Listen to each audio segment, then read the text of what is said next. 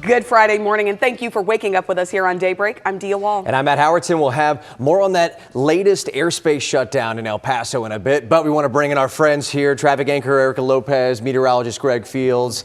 Good Friday morning to everybody here. Yes. We've made it. We made it. Yes. Finally, sigh of relief. And it's a quiet start to the Friday morning drive. Love it. We'll see how long that sticks around. Now, Greg, we had a little bit of a mixed bag in terms of the forecast. Yeah. Warm, Yep. a little down, the wind, the fog. Oh. What's in store this morning? Yeah, no fog out there for you this morning. That's good to hear. Yeah, temperature's not going to be too bad out there for you. Maybe a little bit cooler than it was this time yesterday, but still, it is going to be a very warm weekend ahead. So we'll get more into that for you coming up. But as we get you out the door right now, Fair Park right now, 55 degrees. Really not going to have much in the way of wind out there for you either. Basically a calm wind, still very light here for us this morning. So we'll have the mostly clear skies out there for you as well. So no issues weather-wise to slow you down, not dealing with that fog once again. But we are looking at temperatures in Fort Worth at 51 right now. Some upper 40s though. Heading over to Terrell and Canton at 48, 45 there in Greenville. We'll have some upper 40s up along the Red River here this morning. So a little bit chillier in some spots here this morning as we look at that day planner, though. Plenty of sunshine today.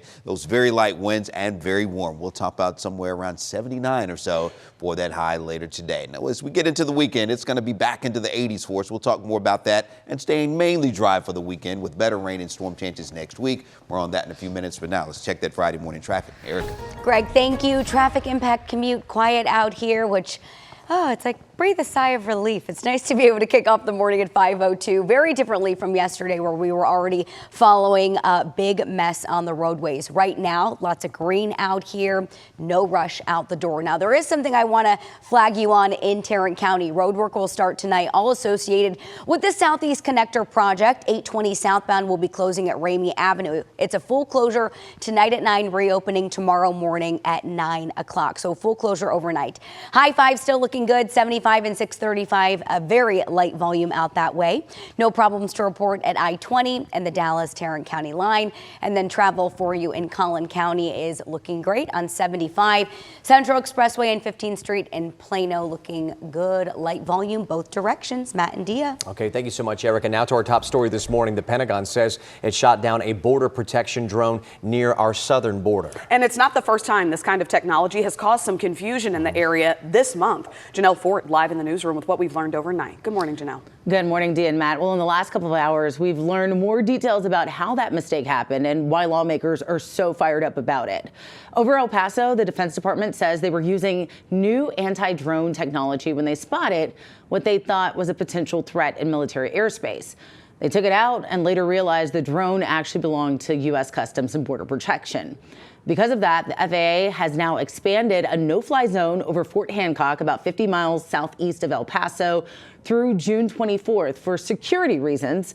They're stressing this doesn't affect commercial flights. And then this is all on top of the earlier airspace mess in El Paso when the FAA suddenly shut down flights around the city after a Homeland Security laser system was used near Fort Bliss to knock something out of the sky. So now you've got two confusing incidents in the same area in the same month. Democrats in Congress are blasting this, saying, quote, their heads are exploding. They're also pointing back to a partisan bill the White House shelved, a plan that would have set clearer training and coordination rules for exactly these kinds of operations between the Pentagon, Homeland Security, and the FAA. Back to you. All right, Janelle, thank you for getting us up to speed on that. President Donald Trump is coming to Texas today, and energy is front and center. He's visiting the port of Corpus Christi, the nation's top exporter of liquefied natural gas and a major petroleum hub.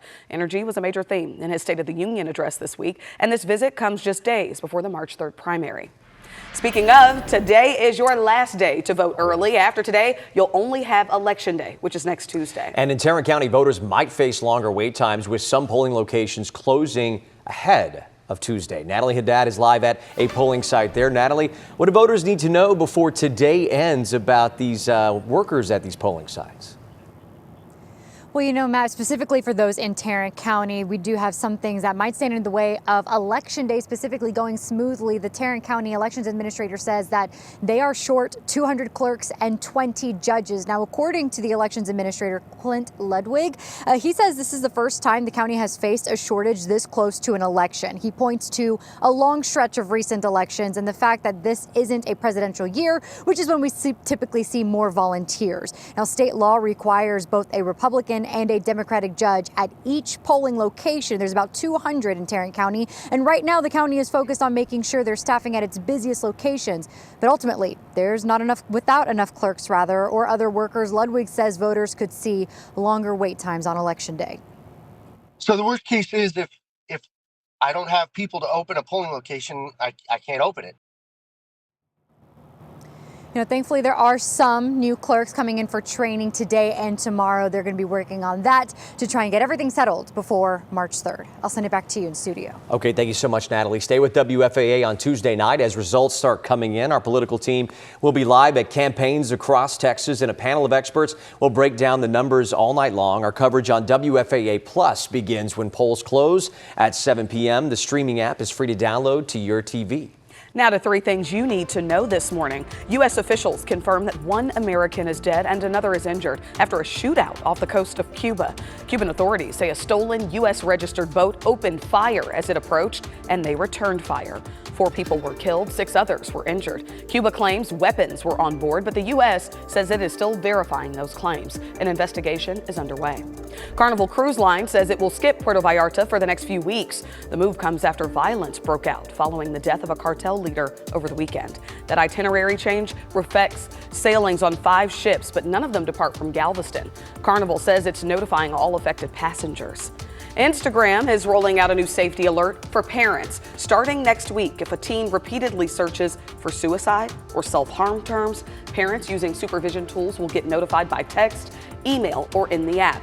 The goal here is to give families a heads up along with some expert resources so they can start a conversation that could save a life. This weekend, thousands of runners will take over Fort Worth for the 48th annual Cowtown Marathon. Man, I need to lace up. Even if you're not running, expect some road closures, though. Traffic anchor who's blazing the trails out there in DFW, Erica Lopez, has what you need to know. Dia and Matt, I say we all do this next year. What do you think? Not no marathon. Pass. We could do a half? I could do a half. Think about it. I could do a half. All right, let's jump in about these Cowtown Marathon closures. Of course, something to note, tomorrow morning is the 5K and the 10K, and then, of course, Sunday morning is the big one, the half marathon, the full marathon, the ultra. There will be rolling and full closures through Sunday morning. Some start tonight. Montgomery Street, portions of the Trinity Trails will be closed. Another big thing to keep in mind, these rolling closures are going to be all the way from the Stockyards to TCU's campus. So mostly early morning, but I do have one big one. Starting tonight, Gendy and Lancaster will close 7 o'clock tonight, reopening 5 o'clock in the afternoon Sunday. So that's all weekend long. University and Lancaster will be a Saturday morning, 6:45 to about 11:30. Another big one to be mindful of, North Main Street and Northside Drive, Sunday morning, 5:30 to about noon. So those are some of the big ones you need to keep in mind. And if you're just out there cheering, have fun. And if you're racing, best of luck. Matt and Dia. It is 5:08, and that's not a joke. Erica was a D1 runner, okay? Homegirl still got that 8-minute That's mile. 7-minute mile average. I know, and she said that's She's not like, great. that's slow. And like, that's faster than me right now. Definitely. I'm in the 10-minute range right now. All right, coming up here on Daybreak, Plano puts an offer on the table that could pull the Stars out of Dallas. Stars are, they want the best deal for themselves, and I don't blame them for going out and getting it. At 5:30, what's on the table from Plano and the ripple effects this could have on downtown Dallas. And a group of students showing up for one another. Some 4th graders cheering on their high school heroes. At 5:15, how they're turning the tables. All right, and as you get ready to head out the door this morning, that morning rush forecast, that's one thing you need to know. A mild start out there. Wind's going to be very light to calm. Temperatures right around 50 degrees, so it's nice and pleasant with mostly clear skies as you head out this morning. Warming up, though, as we wrap up the week. We'll have more on your forecast and getting into the weekend coming up. And right now, we're not looking too bad out here on our roadways. Live look, 75 in Plano at 15th Street, moving nicely. And as far as what we're seeing across North Texas, lots of green. Look at all of that on our main highways and interstates. So no rush out the door right now.